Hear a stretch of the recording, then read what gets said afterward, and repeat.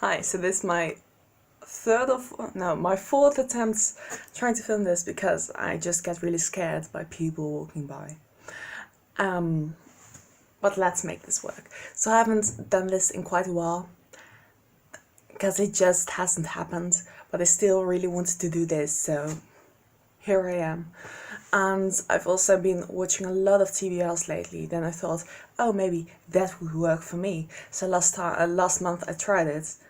It did work for me, which was completely against all my expectations. But I just love TBR so much, so I thought, why not do one again and film it this time?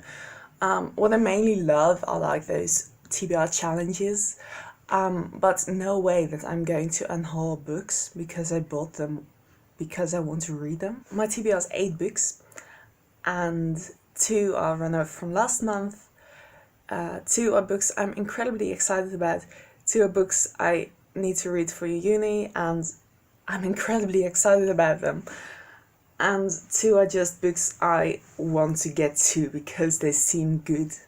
So that's basically how this is going. So the first one is kind of sad because last month I did TBR. Partly because I wanted to get through the Rounded Birds Chronicle. Spoiler alert, I didn't. I read 8 books, which is like, in like January, February and March, I'd read 6 books in total, 2 of which were graphic novels. One was a study book, one was Dan Brown, and the other 2 were actually like okay books, but were very short. So like my reading was just complete utter shit. So I kind of needed the help, you know. And I read 8 very short books, but still I read 8 books, which is nice. But the Rounded Birds Chronicle I didn't finish. I had like this weekly TBR, and I planned to read 200 pages per week. No, I'm still at page like 138, I think. This is about a man who loses his cat. This doesn't have any plot this far, which is really annoying. I mean, the writing is excellent, it has this really cool dreamy vibe, and I'm really enjoying it. But it's still like, I kind of like, there's nothing that really grabs me, and I'm not really into the characters either, so it's just a bit like, I can put it down quite easily. It's also why I've been reading it for such a long time. And the font is absolutely tiny on very large pages. It's very easy to get through, but still, like, it's very intimidating for a 600-page book. But I've heard that in the end everything comes together, and I know I'll probably really enjoy this. Like, I'm already enjoying this, but I know that probably in the end I'll just be like, oh, this is so good. But I need to get there. So this is definitely on my TBR again. And hopefully I'll finish it this month. And the second one I'm also currently reading. It's The Sense of an Ending by Julian Barnes. And basically I'm at page like 90 of 150. I wanted to finish it last month. But because it's really frustrating, like I read 8 books, and 8 is like my maximum I've ever read in 1 month, and I really wanted to get to 9, and I hadn't read anything for the first entire week. So it was just like, oh, I can surpass this, but it didn't happen. But what can you do? So this is about an old man who's looking back on his life. It's kind of placed with themes of memory, unreliable narrative, those kinds of things, and all evolves like one big event in a man's life. I'm not going to say what it is. I mean, I've barely figured it out because it's like still very ambiguous what's actually going on. Because like there are these few events which kind of tie together, I guess. It's really enjoyable, it's really good, really quiet as well. It plays quite a lot with like those postmodern themes of like truth and those kinds of things. And it has like those characters which are these kind of pretentious, academically inclined people, and when they're children at least, and they remind me of like less evil versions of the Secret History characters, which I really love. I love pretentious people. So I would definitely recommend this, but it does, just if you're sensitive to that, it does mention suicide quite often, and it goes into it. It isn't like gory descriptions or anything, it's you know, but it's still like, if you're really sensitive to just the concepts, then maybe give this one a pass for the time. But like, if you can handle it in any degree, oh, it's really good. Would definitely recommend it if you're able to read it. I'll just go into the two for school.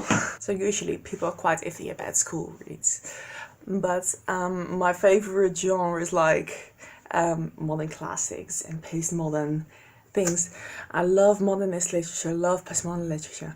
I'm currently taking a course on modernist and postmodern literature. I'm having the time of my life. And two of the books were assigned, the only two I have yet to read, are books I've been wanting to read for a very long time.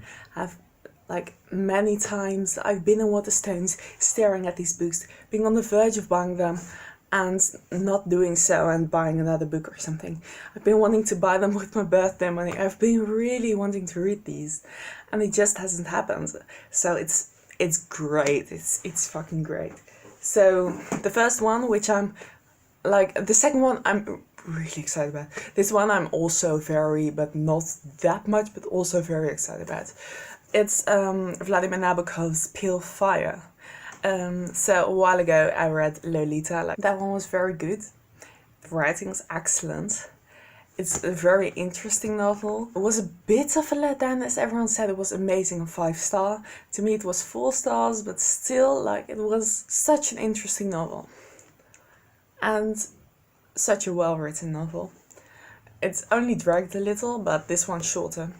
This one basically goes into one poem and someone who's like researching that poem or like academically involved with it, and just writes like footnotes to it. Basically this person comments on it, and through their comments you basically get to know more and more about them. It also like involves a murder, I think, which is also always nice. And it's just like, I love books that play with like the concept of literature. This is going to be great. Also, I love the cover, by the way. It's just so cool. I don't know what it is, but I just really love the style. Also, I really love this edition. The one I'm really excited for is Oryx and Crake by Margaret Atwood. So this is a post-apocalyptic novel. Basically, the environment goes bad, you know, like what's going to happen soon anyway. But here, at least, like, weird things are going on. Loved The Handmaid's Tale. I loved, like, the balance between actual interesting commentary and characterization and just plot and just being exciting. This one just has really appealed to me because of its post-apocalyptic dimension. God, I'm so excited for this. Rosemary's Baby by Ira Levin. This basically surrounds two people who move into a new neighborhood and like they're going to have a child and all that. And basically their neighbors are really weird and I think they're Satanists. And yeah, and it was only $4.99. And I've been wanting to read it for such a long time, and every time I went to this discount shop and they used to have it there, but when I was on the verge of buying it, I was with someone else and they said like, oh, I read it, it's really bad, and I was like, oh, maybe I shouldn't read it then. And then later I just went back and like I was still a bit like, oh, I'm not sure. And then eventually I was like, oh, I really want to read it, and then it was gone. And it has been gone ever since. And I can buy it full price at the Waterstones, but I don't want to. And it was only $4.99. So yeah, I just grabbed it and I'm really looking forward to it. I'm not sure if it's like going to be a really high rating. Because like people have been like kind of average about it, like just 3 stars. But I think it'll just be a really nice, enjoyable read at least, you know, and maybe it'll just really be great. But I think so, like, really looking forward to it because it's going to be so much fun. And then the other one, which I just like, usually I know books I like when I go to a shop, I know which ones I don't necessarily know which ones I'm going to buy, but the ones I end up buying are always like, or nearly always, books I already knew about. This one I didn't, so a bit of a different corner probably, but like my phone just, oh my god. It's Slade House by David Mitchell. I just saw it in the shop and I just had to have it. And basically I just fell in love with the cover, then I picked it up. and the synopsis just sounded amazing. Basically, it's like about this mysterious house where people go and they never return, and like it basically sounds like kind of literary and kind of like literarily interesting, but also just like a really interesting, fun mystery novel with kind of like mysterious horror-esque themes. So I hope that that's the case, or that I'm enjoying it in some other way. I think I will. I also read that like you actually first have to read the bone clocks. I'm going to ignore that information and just get into this because it's not a sequel. So I'm just going to read the words and enjoy them, and it's going to be fine. This one I bought at the same time as those last two, which is Franny and Zoe by J.D. Salinger. I haven't read any Salinger in like 4 years. I've only read Catcher in the Rye.